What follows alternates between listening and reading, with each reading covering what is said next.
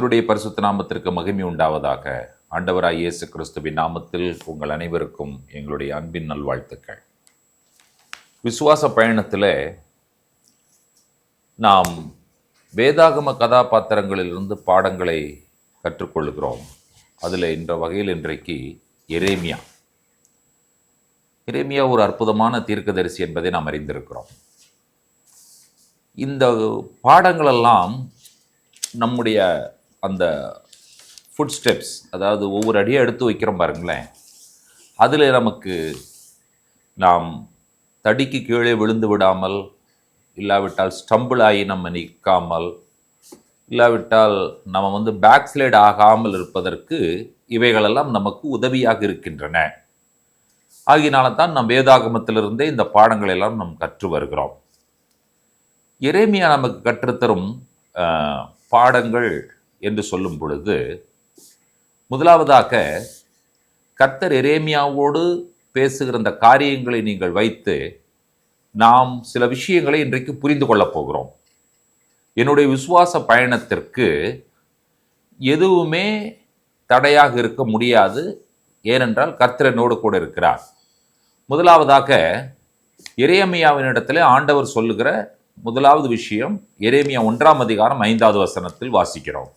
நான் உன்னை தாயின் வயிற்றில் உருவாக்கும் முன்னே உன்னை அறிந்தேன், நீ கர்ப்பத்திலிருந்து வெளிப்படும் முன்னே நான் உன்னை பரிசுத்தம் பண்ணி உன்னை ஜாதிகளுக்கு தீர்க்கதரிசியாக கட்டளையிட்டேன் என்று சொன்னார். முதலாவது நாம் என்ன புரிந்து கொள்ள வேண்டும் என்று சொன்னால், என்னை பற்றி எல்லா காரியங்களும் ஆண்டவருக்கு தெரியும். ஆண்டவருக்கு என்னை பற்றி தெரியாத காரியங்கள் என்று ஒன்றுமே இல்லை. God knows everything about me.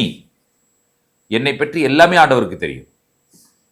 இது நமக்கு தெரிந்தாலே நமக்குள்ள என்ன போய்விடுன்னு கேட்டீங்கன்னு சொன்னால் பயம் போய்விடும்.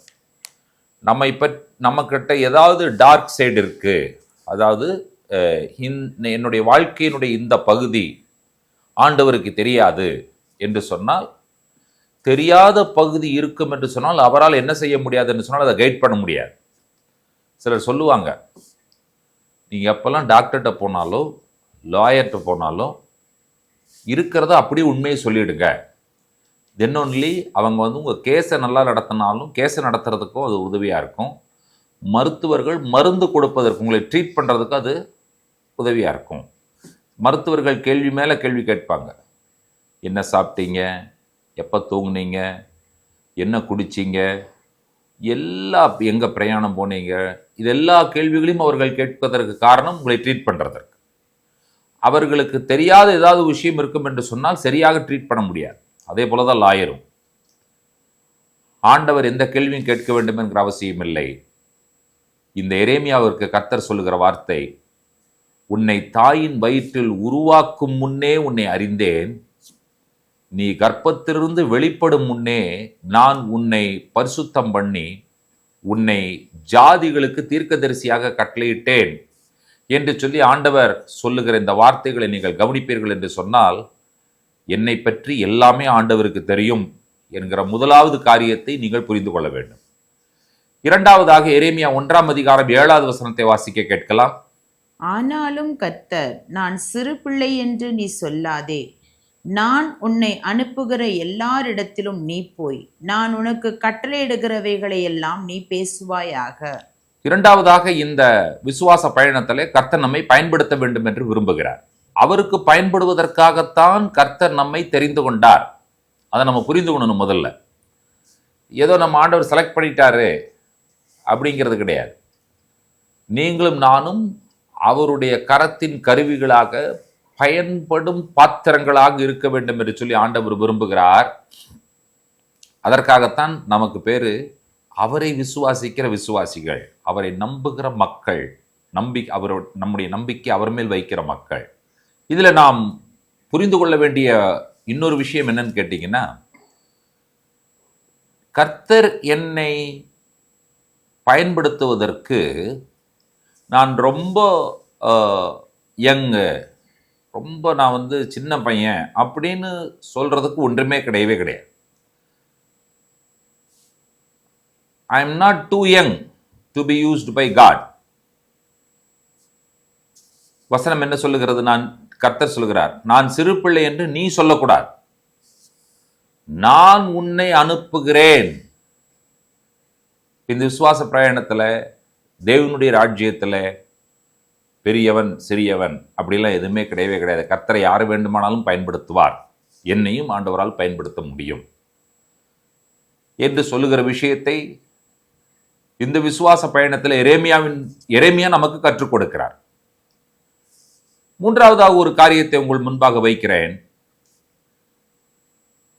இந்த பயணத்திலே கர்த்தர் ஒரு வாக்கு கொடுக்கிறார், நான் உன்னை பாதுகாப்பேன், எப்பொழுதுமே நான் உன்னோடு கூடவே இருப்பேன் என்கிற ஒரு வாக்குத்தத்தத்தை ஆண்டவர் கொடுக்கிறார்.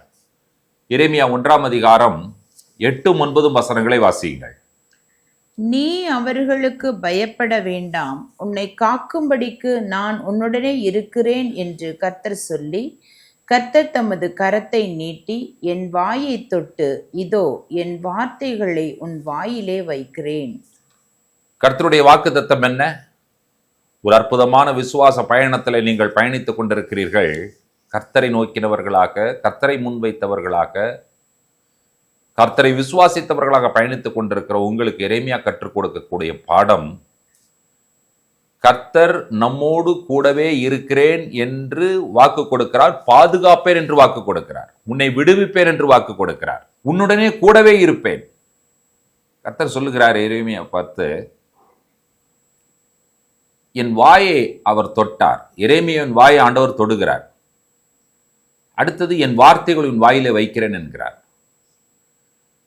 கர்த்தர் நம்மை அறிந்திருக்கிறார். சிறியவன் பெரியவன் என்கிற வித்தியாசம் இல்லாமல் கர்த்தர் எல்லாரையும் பயன்படுத்துகிற தேவன். அவரிடத்திலிருந்து ஒரு அற்புதமான பாதுகாப்பு நமக்கு கிடைக்கிறது. இந்த விசுவாச பிரயாணத்தில் கர்த்தர் நமக்கு சொல்லுகிற விஷயம் என்னவென்று சொன்னால், என்னுடைய வார்த்தைகளை உன்னுடைய வாயிலே வைக்கிறேன் என்று சொல்லி ஆண்டவர் சொல்லுகிறார். எத்தனை பேர் அவருடைய வார்த்தைகளை நம்முடைய வாயிலே பெற்றுக்கொண்டு அதை சொல்லுகிறவர்களாக, செயல்படுத்துகிறவர்களாக மாற நாம் நம்மை ஒப்புக் கொடுக்கிறோம்? நம்மையே ஆண்டவருடைய கரத்தில் ஒப்புக் கொடுத்து எரேமியாவின் இடத்திலிருந்து கற்றுக்கொண்ட பாடங்களுக்காக நாம் ஆண்டவருக்கு நன்றி சொல்வோமா? ஜெபிப்போம். உன்னதங்களில் வாசமாய் இருக்கிற எங்கள் அன்பின் ஆண்டவரே, இந்த நல்ல அற்புதமான காலை பொழுதிலே எரேமியா எங்களுக்கு கற்றுக் கொடுத்த அற்புதமான பாடங்களுக்காய் நாங்கள் உள்ளத்தின் ஆழத்திலிருந்து துதிகளையும் ஸ்தோத்திரங்களையும் ஏறெடுக்கிறோம். ஆண்டவரே, எங்களை பற்றி எல்லாமே நீர் அறிந்திருக்கிற தேவன். ஆண்டவரே, உம்மால் பயன்படுத்தப்பட முடியாத அளவிற்கு ஆண்டவரே, இந்த உலகத்தில் ஒரு நபரும் இல்லை, சிறியவன் பெரியவன் என்கிற வித்தியாசம் இல்லை, எல்லாரையும் உம்மால் பயன்படுத்த முடியும். நீர் தேவையான பாதுகாப்பை, பராமரிப்பை அளிக்கிற உன்னதமான தேவராய் நீர் இருக்கிறீர். அதற்காக நாங்கள் நன்றி சொல்லுகிறோம்.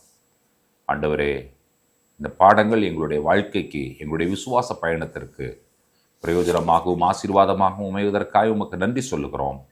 துதி கனமையும் உமக்கே ஏறெடுக்கிறோம். இயேசு கிறிஸ்துவின் வல்லமையான நாமத்தில் வேண்டிக் கொள்கிறோம் பிதாவே, ஆமேன். நம்முடைய கர்த்தராகிய இயேசு கிறிஸ்துவின் கிருபையும் பிதாவாகிய தேவனுடைய அன்பும் பரிசுத்த தேவாவியானவருடைய அந்யோன்ய ஐக்கியமும் சிநேகமும் நம்மளோடும் கூட கர்த்தருடைய வருகை பெறுகின்றோம் நீடித்து நிலைத்திருப்பதாக. ஆமேன், ஆமேன். கர்த்தர் தாமே நம்ம ஒருவரையும் நிறைவாய் ஆசீர்வதிப்பாராக. ஷலோம்.